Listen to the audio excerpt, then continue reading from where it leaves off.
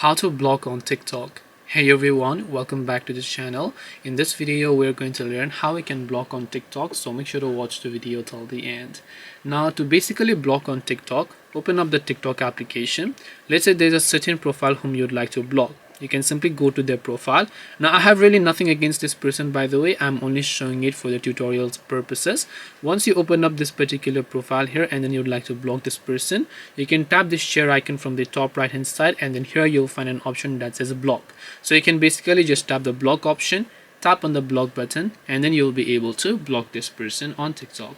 This way you can block on TikTok. Hope this video was very helpful. If you have got any more questions, then feel free to also leave them down below. Thank you for watching till the very end of this tutorial, and see you soon in the next video.